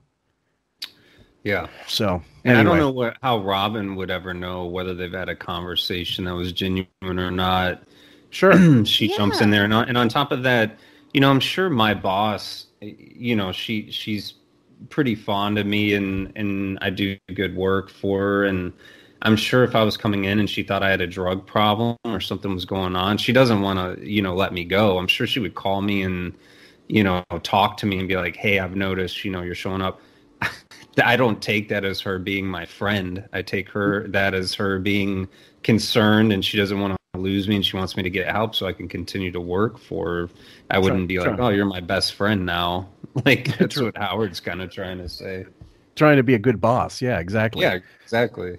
Okay, let's try. And then you just yell it out on the Letterman show, and you somehow got an ounce of decency and called him and said, I'm not comfortable with that. No, you talked about it on Letterman. You blurted it out on the air, and I talked about it, thinking, well, if he's talking about it on our air, and then I said to Letterman, would you please edit that out because I'm concerned that it might affect Artie. Right.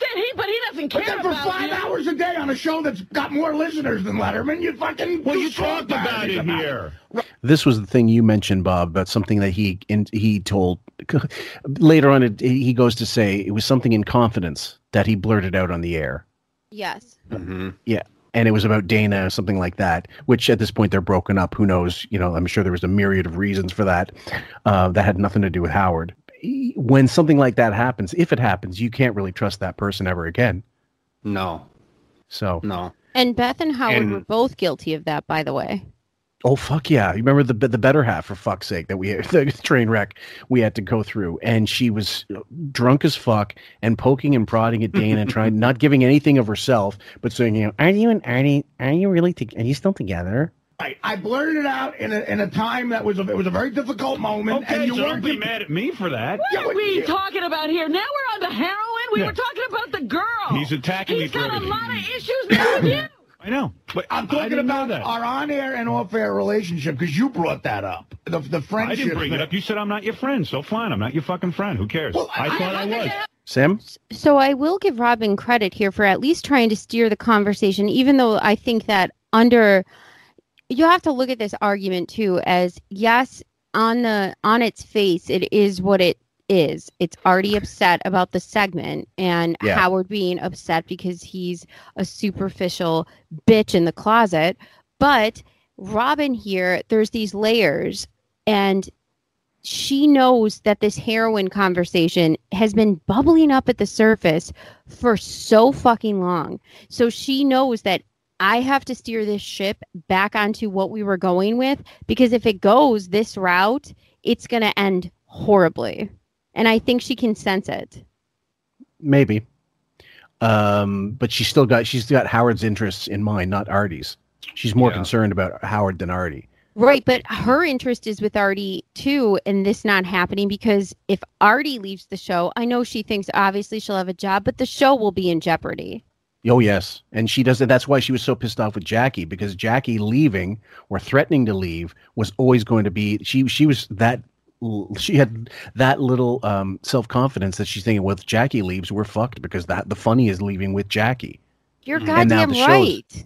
And it did. I mean, like, you had Benji. You decided to go cheap and give it to Benji, who, okay, maybe once every 100 times says something amusing by accident. We have another series of NPD stuff that we're going to be doing, a couple angles, actually, that we think in the future you guys are really going to appreciate it. But we'll dole those out as they happen organically, and hope you guys really enjoy them. But we were talking a little bit about Robin and how she's trying to stick up for Howard. She's trying to maybe save the show. You guys are pointing out by maybe steering this in a direction that will get them off this thing. How much of that is going to be based on the fact that she knows she's full of shit? Does she even know that she made it up? The jerk thing? I don't think so. Point? I really don't think so. Because she can't be wrong. Right. Yeah, so Robin's whole thing, like, Howard is self-deprecating in his MPD, and we've talked about that. Robin is not. And she can't be wrong or criticized. Do you think because of her MPD and how she is, does she not even realize she just is wrong flat out? Does that even come to her? I wonder about that. Yeah, it does. I mean, she's a more extroverted form, and like I stated a little while ago, Howard's self-deprecation isn't, I don't believe, genuine. I think, like I said, he'll self-deprecate his looks, but he still wants you to think he's good-looking. Yeah. Like he'll tell you he looks like shit, but don't you tell him he looks like shit. Exactly. Yep. Okay. Yep. A conversation about something that doesn't exist. If you came to me with any request or anything, I would make it happen. And the fact of the matter is, as well. The fact of the matter is, I do consider you a friend, and I've invited you to my home several times. You've told me you can't come. And I've been to your home. And it's probably, I've invited you 90% more to my house than you've ever invited me to your house. When did you ever invite me to your house? I invited you to my house once. I did. I invited you to play cards once, and you said you were going on a trip. Oh, well, I was away. Go ahead, Sam. Did he even give him a second to answer? No. Like, No. he already had it in his head. He was going to snowplow right through that. Yes. Yeah. Absolutely. Yeah. And I mean, it would be, and you know that Artie, it wouldn't be one time. It would be Artie going, I know this guy's not going to come to my fucking house any more than he's going to come to Fred's or Robin's or anywhere else. So why am I inviting some asshole that's going to turn me down? I bought him a Neil Young poster for like early on when I wasn't even making that much money with the fucking show, that he goofed on it on the air and put it in fucking storage. A lithograph, I believe it was. And remember we played, it was one of the earlier NPD episodes where we played him talking about shitting on him as the worst gift receiver of all time. Yeah. It was one of my favorite audio things where he just said, fuck you. This is a bullshit bit where you're trying to get people after me and you know it's bullshit and I'm not taking it. I think this was around this time or a year later. And he just said, fuck off. You're a rude prick. Like Artie, you know, Howard's going to be real comfortable watching football and playing poker and, you know, drinking Jack and Coke and fucking whatever. I mean, come on. Exactly. What is he going to hang out with the Jersey guys watching Sopranos, eating fucking gabagool and Artie's mom's meatballs, but in a fucking Pizza aluminum game. Tupperware? Like, get your aluminum big thing in the fridge vat. Get out of here. Where are the almonds? Can we? Where's the Dancing with the Stars? So let's continue. What do you think? I just sit home and go, I don't want to go to Howard's? I don't know, man. I'm just telling you, man. I don't invite people who aren't my friends to my home. When you were going through your shit with Dana, I said to you, come out and hang out with me and Jimmy, and you felt funny about it. I said, come on out. Let's have some fun. No, I'm not a friend, Artie. You're a fucking asshole. You got fucking major issues. Okay. And that real conversation I had with you. So Sam, she did another one of those great Sam reactions on video where when he says, fuck you, you're not my friend. It really is like, it is kindergarten. And he goes, well, didn't I invite you with Jimmy? And you said you felt weird about it. Well, yeah, because you're both two phonies. Jimmy was someone who grew up on the Man Show with Adam Carolla. Adam is still a regular guy. Jimmy's become this, you know, nut-sacking, sucking piece of shit. Totally.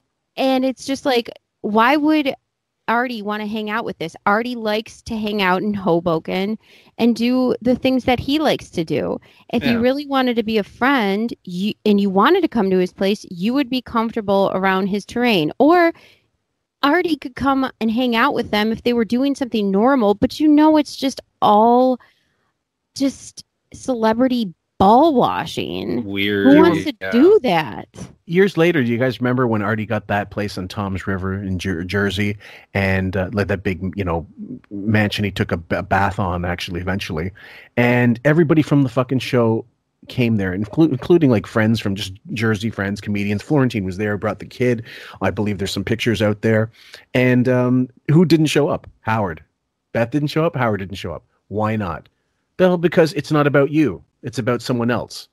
Well, that and just, you know, birds of a feather, you know, like Artie doesn't do what Howard does. You know, like it's just which would be fine. I mean, he wouldn't have a problem with that, but that, like, if you're Howard, don't be, you know, bitching like, oh, well, you don't come to my house, I don't come to your house. Yeah. You want it that way. You don't want anybody at your house, and you don't want to go to anybody's house. Look what you did to fucking Gary's dinner.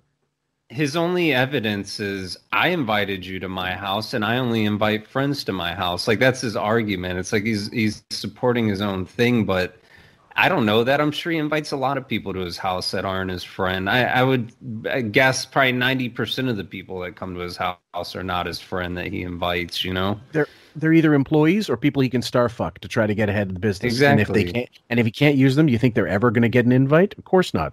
Sam? Exactly. Don't you think, though, like, if you, me, Bob were to become famous, of course I would be interested in talking to certain celebrities that I've, like, loved or admired in my life, but would I make it a career to be friends with these people or to hobnob? Fuck no. Like, my friends would always still be my friends. If I ever became rich and famous, fuck the famous part. If I were to just ever become rich, I would give everything to my friends and couldn't wait to have them over my house and benefit their lives. Like, I just, for me, I don't understand the celebrity draw, like the need to be around celebrities. That to me is so fucking bizarre. Even if I were to become famous someday, or you or anyone, I think it's a weird thing. Like, why are you drawn to just celebrities? That's weird. Well, he's an empty vessel. Like he is whatever you put into him. And that might mean Ralph's dick, but he is, he is like the latest thing he's reading. He is what he's watching. He is what he's eating. He is it just, everything is so ephemeral with him and in his life that if you actually sat down and wanted to have some substantial conversation about something of weight, you couldn't have it. He couldn't deal with it. Not just because he's not intelligent, but because if it's not something in his wheelhouse, something he's interested in, he has nothing to say. So can you imagine him? Remember, we also had that one audio where they were at a party and no one sat down with him. And he bitched and complained. No one sat at him with the party because they were all like, well, why would we sit there with him? He's either going to judge us, make fun of us, or we have nothing to talk about, and he's miserable. The end. Exactly. Also, too, but Artie, if he's blowing off Jimmy Kimmel and Howard, maybe it's just not interesting. He knows what Howard's about. He knows what Jimmy is about. Maybe there's nothing there. It's not fun. It's lifestyle. Like when we talk about birds of a feather flock together, it's lifestyle. It's mentality. Like, my best friend right now, he's got 3 kids. And pretty much all their social, I have no kids, and all their social, networks, families come over, they bring their kids, and me and him both invite each other to stuff. We know neither of us are ever going to show up, and I don't really expect him to, because he's not living my life, and I'm not, he knows, dude, I'm not going to have you come out here and hang out with a bunch of kids, and like, that's just not. You're just not at that place in your life. Like, I don't shit on it. He knows that. It's just we're in different places. So I think probably Artie's like, Howard, that's not fair. Like you and Jimmy have this weird thing, and there's like a whole lifestyle that goes into that I'm not really a part of, and I have a lifestyle that you're not really a part of. So this whole argument isn't really fair. He doesn't take it there, but I'm sure that's the reality of the situation. And the other thing is, this is something 3 years earlier Artie might have done, but because he's spent so much time now around Howard, he knows exactly what he's about. Jimmy Jimmy never spent nearly as much time with Howard as Artie did, even when they were on vacation. Not the amount of time, and he hasn't seen the comings and goings. Jimmy hasn't heard behind the scenes shit that Artie knows. Jimmy hasn't been fucking cock-blocked out of a job by Howard. So there's a very different dynamic. And also, realness. You're talking about like a road comic is something Artie would somebody he would way more want to hang out with than some elite assholes. Sam. Also, Jimmy, I think, and I'm shocked by it to this day, I don't think their friendship is as close. The way he's like, Jimmy's one of my best friends. You don't hear that anymore. Bullshit. That whole thing where he got a second wife and had the family, has kids, the kid had a heart thing. I think that played into the demise of their best friendship. Yeah. Well, I mean, you have kids. I mean, that's if you want Howard to never come to your house, just fucking have a couple, have a litter. Yeah. And you may as well. You may as well. It'll be like a scene from Children of the Corn. He's vapid. We've been saying for years now, what the fuck could they possibly have to say at dinner? Why shouldn't he go to bed early? Because he's not the one entertaining people. Would we need another Ray impression? Ted Kennedy, perhaps? I don't know. Anyway, let's continue. Let's try to get a few more minutes out of this before we wrap it up. You should go see that fucking psychiatrist prontissimo, because shit's getting to you. What's getting to me? Nothing's getting to me. When you're sucking on those tabs, something's getting to you. Well, listen, I'm telling you, I don't want to There's no question about the fact that I'm an addict. An addict means something. Well, that's covering something, Artie. Yeah. I mean, I don't know what it's I've had those issues a long time. Yeah, like from birth. But this is a different situation. What a fucking cunt. Jesus Christ almighty. From birth. Where's that coming from? God, you took the words right out of my mouth for once. Oh, Jesus. If you didn't hate her before this segment, she's just And what Howard's trying to do is he's saying you're fucked up, you have the problem, and Artie's like defending himself, saying I'm clear-headed right now. What you did was fucked up. Like I'm not gonna spin myself how you're trying to spin me right now. That I'm the one that's out of line or whatever, and so they try to reduce him down to these tabs again. He's just like, that's not it. I've been on these fucking things a long time. Like, you're not going to dismiss and use your little tactics to spin what I've done, like to discredit me is what I kind of got there. I'm also loving the fact that previously this addiction was played down. And now when they're on their heels being brought to the forefront of honesty by Artie in just a specific situation that had no business getting to this level, but because they dragged it to this level, now we sit here and we have to throw the addiction gauntlet down. And to me, that's just like incredible. Oh, I thought it was Kool-Aid, Hawaiian Punch, and Twinkies. It's not. Now you realize the severity of it in 5 minutes when you're on your heels. Interesting. Yeah. When it's convenient. It's and that's why I've never that's why the audience would have sided with Artie, because these two elitist cunts who, failed upwards and had some menial jobs when they were younger. Like she did a few, but he certainly didn't. What, he washed dishes at fucking camp while he was jerking other fucking meditated male in some bullshit. Yeah. What was that? TM center. Yeah, right. At the end of the day, you have no choice but to sympathize with Artie, whether you're an addict or who's someone who's an addict or not, because he's actually talking some sense. The other two, we've heard them do this to people too many times to be swayed by them. Even if we weren't fans of Artie's, you'd be going, no, I don't buy this. Sorry, something's not right. Does not compute. So we'll play this out a little more. Situation. Oh, boy. This is not a difference. No, bring in a chick who's into fat guys. Oh, you devil. Sorry, won't happen again. I apologize. Don't do it again. I said I wouldn't. Devil. You can be sure. You will see no women here who are into you. Thank you. You go fuck yourself. Fucking guy. Oh, bro's so gay. The gayest term. Well, maybe it is. But we got a couple of You bros. love some people. Yeah.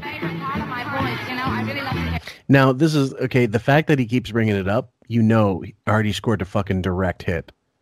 It was on Wigangrad. I mean, he just Robin Fillmore. Yes. Listen to this. They're both like doing voices because we're never gonna invite a girl. No, we're not.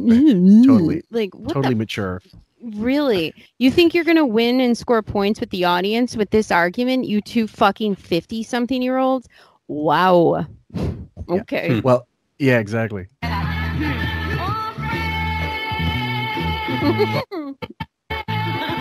Wait a minute.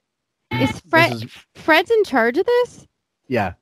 Okay, so then this is really ironic and funny, and I think this was a kudos to Fred because it makes them look that much more immature and embarrassing. Like if you want to be on an episode of Dawson's Creek, Howard and Robin, perfect. And Fred, great backdrop music. Great choice.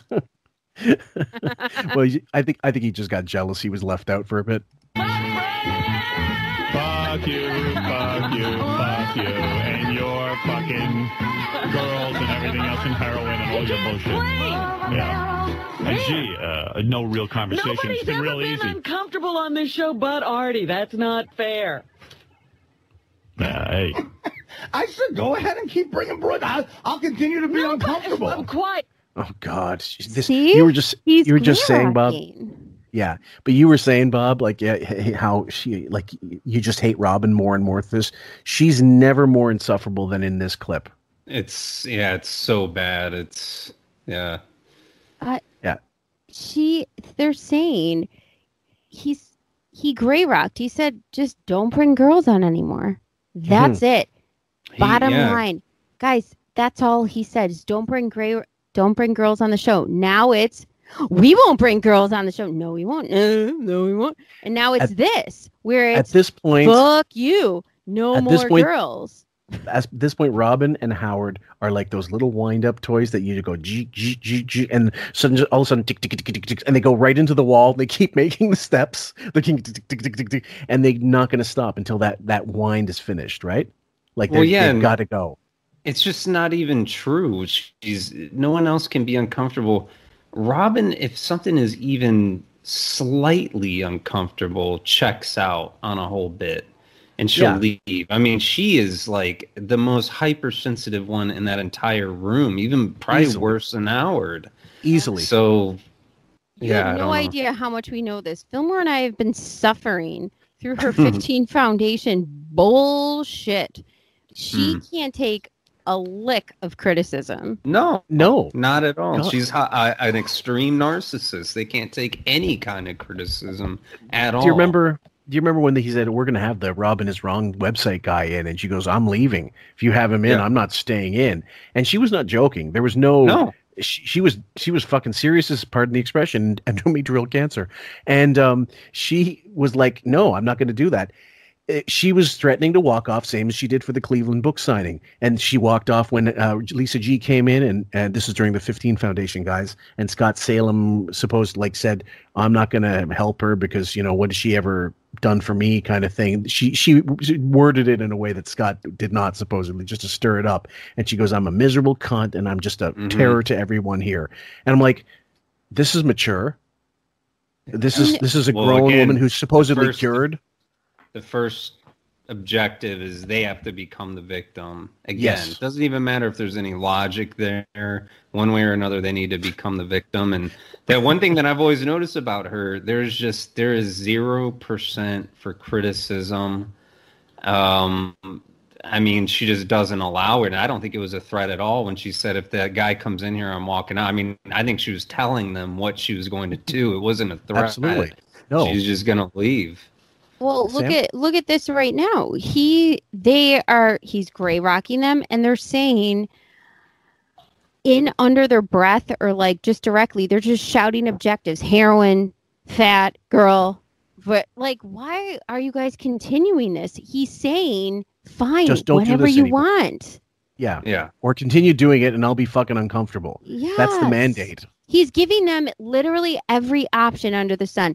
Don't do it, it makes me uncomfortable, or do it and I'll be uncomfortable. Whatever you want, and they're still being cunt. All he's saying is, I'm not gonna let you fuck me, and I'm not gonna smile while you. He's like, bring them in, but that doesn't mean like I'm allowed to have feelings. I don't like this. This is my boundary. Like, I'm not gonna let you fuck me. So that's it. He's not even telling them not to do it. He's just saying, I'm not gonna do this little routine anymore. Like, it makes me uncomfortable. If that's what your objective is, then bring them in.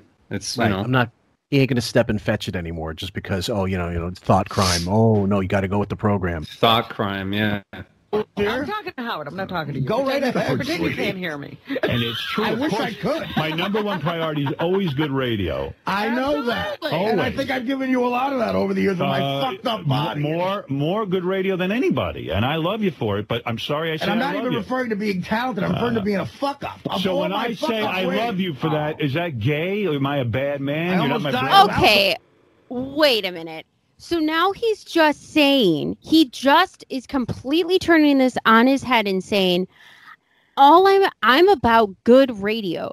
So the whole part where you were doing this because you wanted to be a bro and you cared about your friendship and already meeting people, and you thought he'd be uncomfortable because he's big, you thought this would be a wonderful way for him to meet girls, that's completely thrown out the fucking window because you just said, yeah, you're right. The most important thing I care about is good radio. Correct. Which was Artie's point. Yeah. On top of him thanks for admitting it. Yeah, and he never lost sight of that. Artie was always fully aware of the situation, like the landscape. And he also, like I said, he's seen other people go into this fucking den of vipers, and he knows how they operate. So when you get that close, when you're there for that long, you have to pick up a few, you pick up a few tips here and there. Does anyone else get like super like stirred to the point where I feel like my chest is going to break out in hives and I want to punch my computer? Or is that just me? I don't get to that level. Yeah, it's those IPAs. But with the Robin stuff, especially because unfortunately we've been ODing on Robin content the last little while with the 15 Foundation and that Sally Jesse thing, which just like I said, guys, it's a complete coincidence. It just happened to be when it was, when we discovered it, and so this is all Fillmore's fault. Yeah, it is. I'll take full blame. And then having read her book, which a lot of people they do not talk about it. If you've read her book and you hear all these things and you see these appearances, and I'm still looking for a couple. If any one of our fans has it, it's a Bill Boggs appearance in the mid 80s, 84. So the only copy I've seen on YouTube was really dark and the quality wasn't great, but the audio was fine. And she's so painfully uncomfortable that it's shocking to watch. It's as any of her appearances are. But I don't advocate hitting women, but I understand, same thing as I understand why you'd want to give her a fucking double drop kick. I'm a woman. I'll punch her in the face. She's awful. She's just an awful human being. And I know it flies in the face of the Howard TV guys saying she was wonderful to them and all this bullshit. And I don't buy it. I don't fucking buy it. Like, maybe there were times where she was nice or, whatever, approachable, but how much would you have 5 minutes with her? Spend an hour with her. See how you fucking feel. On the show. Oh, whatever. Who fucking forced you to drink? Oh, I'm kidding. I said that as a joke. Sure. Listen, no more women. I'm not saying you guys forced me to drink. You question my motive? You're right. The motive is always took me to Las Vegas. That's forcing me to. The motive is always something good behind it. I understand. I'm not looking to hurt you. All I'm saying is, listen, dude. Yeah. I would take a bullet for you. No, you're one of my. Yes, I would. You don't know me. You do not know me. Now, Robin is in full gear here. This is where you Jesus, forget Howard. She's the nut. Yeah. Yeah. Do you hear her neck, that vocal cord just pulsating and blowing out of the side of her neck? How she said, "No, you wouldn't take a bullet." I think there's part of her, during the Sally episode where she's being attacked, there's part of her, I think, that deeply hates the fact that she's had to defend this fuck for so long. Yeah. And Artie is coming out with honesty, which is something Robin has never or rarely has done with Howard, has felt a certain way. And I think she lives between a rock and a hard place for a long time.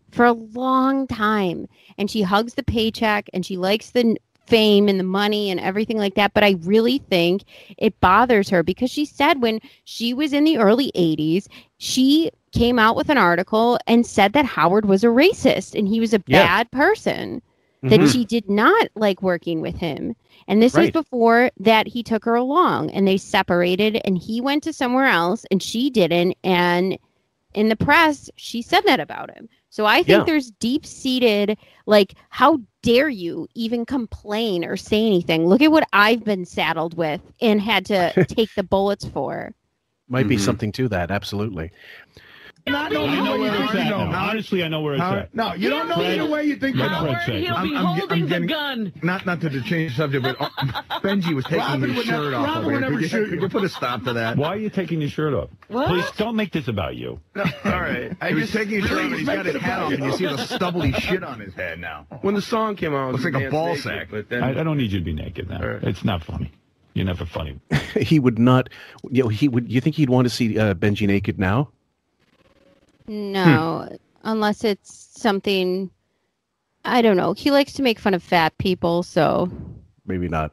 With that. This is the breakup of a beautiful relationship. Yeah, I mean, I had a perception of Artie. Artie's pouring his heart out, and this idiot is taking his clothes off. I'm trying to be, what I said came out the wrong way. I'm trying to tell you, you say all the time, the most important thing in your life is this radio show. Yeah, Sam. So, before that Artie omission about Howard, Benji, Fred uses Benji as kind of a crutch to not talk about what he knows in his heart is the real issue. And the real issue is Artie being used by Howard. Go ahead, Bob. Yeah, and a lot of abusive relationships, Fred seems to allude that he grew up in somewhat of an abusive home.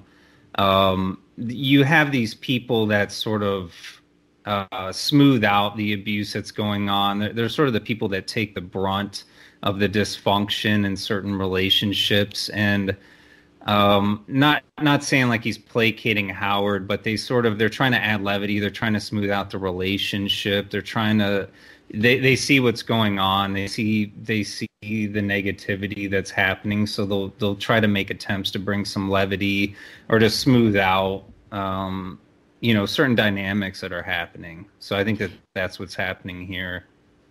Interesting that you say that. So Robin apparently grew up in an abusive household. We don't believe the way it's said, but Fred, I do believe. And Robin always digs in her heels when it comes to going for the controversy and digging into more abuse, which she perpetuated the lie. She kept, amplifying the problem thus far, as we've seen during this fight. But Fred is doing the opposite. Fred is going through that thing like when your parents fight and you're like, but everything's okay.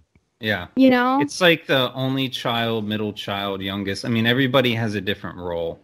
So Fred probably had this role before, and not to go too deep on it, but I think they're trying to deflate the situation right now because they know what's happening. They know the seriousness of it, and they know how Howard is. Mm-hmm. Yeah. I think if anybody wants to draw a point of comparison, get the clip where Artie said he wants to buy a house, and her and Howard jump on him, and Fred's the one going, I don't know, I think he's just being a little sensitive, and he's trying to be, and he's just, maybe you're right, just let them do their shit and get on with it. Meanwhile, no one reacts harder to Robin and Howard's ball busting than Fred, so it's ironic when he's not in the flow of things. All right. And it's probably why... my children and Beth are. Okay, I get that. I understand. I know what you mean when you say that. Yes. So wait. Go back. You know what, Fillmore? Can you go back a touch? I'll try. Okay. What I said came out the wrong way. I'm trying to tell you. You say all the time the most important thing in your life is this radio show, and it's probably why. My children and Beth are. Okay, I get that. I understand. I know what you mean when you say that. Yes, but you mean you don't. You mean they're not. Yeah. So Fred's trying to deflect attention to calm everything down. Yeah. Howard says this complete lie, and Artie goes, "Yeah, I know what you mean when you say that." Okay, so what's Artie saying? He's saying you don't really mean that. That's exactly right. Yeah. Yeah. Ding, ding, ding! You don't give a fuck about your kids. Not really. So, and it's probably why the show is what it is. It has become what it is, and it's probably why I was a fan, and I always wanted to be here and everything. I'm saying I understand that relationship you have with this show is more important than the relationship you have with me. And that's fine with me. But I'm saying don't pretend that's not true. Yeah, but... Sam. Wait, so he's saying... I never realized this. He's saying the relationship you have with the show, this is why I understand you're treating me the way you're treating me. Because the show comes first. So if you go with that logic, if the show comes first, that's why you have the relationship you do with Beth, and that's why you have the relationship you do with your children. It's an insult. It's a dig, but not so much a dig as it is it's a perception that Artie has that this show comes first. So this is why your relationships are what they are. Period. And what Artie's not really, I don't think he's figured out exactly. It's not the show that's more important to Howard.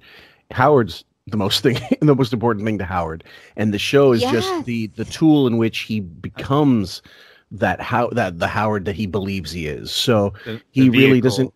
Yeah, exactly. The vehicle, the mode of whatever supply, right?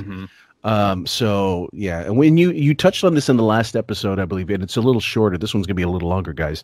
But episode 2, you discussed a little bit about how he knows Artie's value to the show, but that when he says, "Oh, you're important to me and you're important to the show," he really just means the latter. Yeah. He means you're important. Yeah, he's not worried about Artie. He's important about you're on my team. You're the most valuable player. I need you to not fuck up. Mm-hmm. So does Artie understand, since he's made this statement and we understand what that means in the narcissist NPD sense, does Artie understand what we understand, do you think?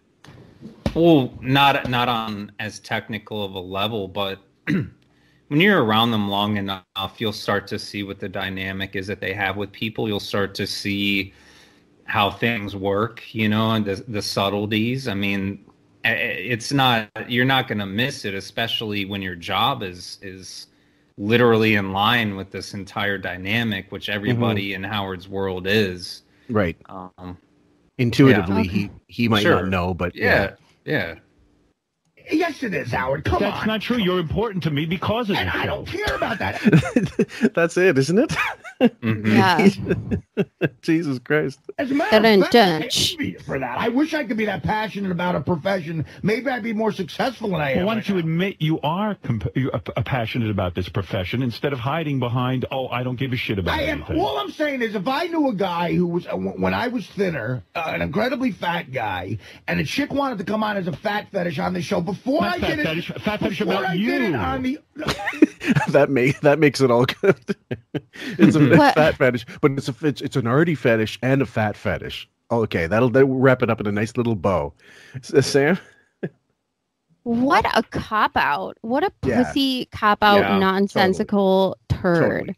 Yeah. He's Fuck off. he's trying to take it another direction, and actually Artie brought it back there. Yeah.